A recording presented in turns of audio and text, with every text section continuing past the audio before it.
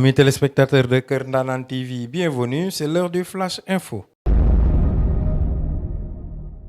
La police de Rufisque a pris toutes les dispositions pour faire face aux éventuelles manifestations qui pourraient avoir lieu dans les prochains jours dans le département. Ainsi, tous les artères de la ville ont été quadrillés pour faire face à ces menaces. Suivons ce récit.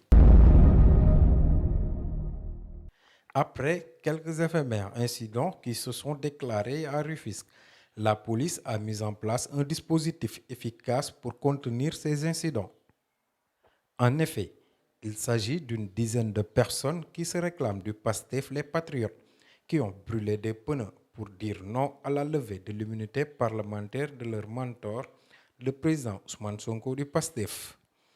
La police de Rufisque a quadrillé tous les artères de la ville allant du rond-point Djoutiba au boulevard Maurice Gueye. Elle a sorti tous les matériels lourds pour faire face à d'éventuelles manifestations. Pour rappel, ces manifestations ont duré qu'une dizaine de minutes. Et heureusement que les hommes en bleu ont vite éteint le feu pour éviter que le pire ne se produise. Et puis, la chef de quartier des Almadies 2 a procédé à une remise de dons aux mosquées et aux écoles de sa circonscription.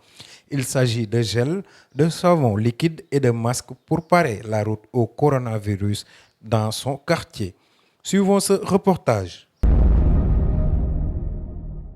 Pour parer la route au coronavirus, la chef de quartier des Almadies 2, Mme Falem Ndiaye, a remis un important don composé de masques, gel hydroalcoolique et de savon liquide aux différentes mosquées et écoles de sa circonscription. Nous allons juste faire combattre la Covid en donnant à tous les mosquées de la cité et l'école, surtout l'école principale, des masques, gel et autres savons et eau de javel. Ce qui nous intéresse, là où nous sommes, vraiment, c'est de combattre la maladie. C'est des actes nobles que nous faisons pratiquement tous les mois, tous les 2 mois, on fait des sorties pour faire des actes sociaux, développement à travers surtout les jeunes, les mosquées, les écoles et les femmes. Madame Fall appelle les populations de son quartier à aller se faire vacciner pour éviter de choper la Covid-19 et de suivre l'exemple du président de la République, Macky Sall. Toujours dans mes discussions, le président Macky Sall, comme s'il était le plus mauvais président du monde, il aime le Sénégal, il aime les Sénégalais. Donc je ne vois pas pourquoi il va sacrifier son pays, ses frères de sang, ses sœurs de sang.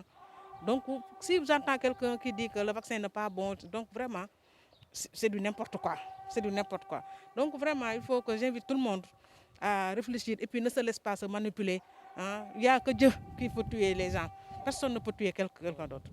Donc croyons en Dieu et puis laissons les détails en rade, quoi. A signalé que la CEDIMA et les RCD, Rassemblement citoyen pour le développement, ont appuyé la chef de quartier des Almadies 2 dans cet élan de solidarité. Et puis l'actualité politique avec la libération des membres de PASTEF qui ont été écroués sous forme de brève avec Asmaou Diakité.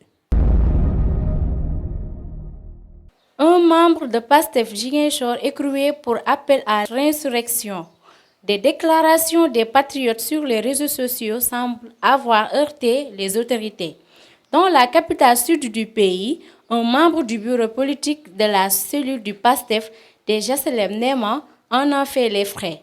Debo Djedjou a été arrêté le samedi 28 février 2021 pour avoir appelé à l'insurrection dans un groupe WhatsApp.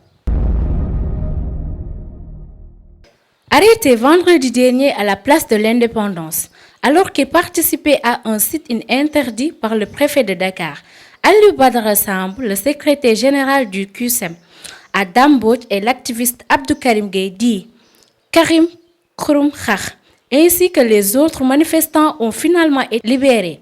Il semble même qu'un léger mouvement de discrimination s'est engagé du côté de la police avec la libération. Dans la foulée, des étudiants Ousmane Wade et El Hadji Diop, membres de FRAPP U4, arrêtés le même jour que Dambodj et Karim Gueye.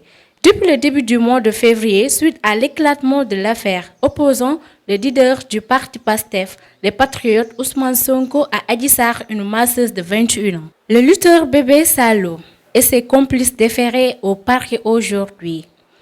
Après une garde à vue qui a duré plus de 48 heures, le lutteur Bébé Saloum et ses complices tombés dans les filets de la gendarmerie de Keur Massar pour faux monnayage et détention de mercure seront conduits au parquet aujourd'hui, mardi 2 mars 2021. C'en est tout pour ce Flash Info. Merci de votre fidélité renouvelée à Keur Ndanane TV. L'information revient demain à la même heure et d'ici là, portez-vous bien.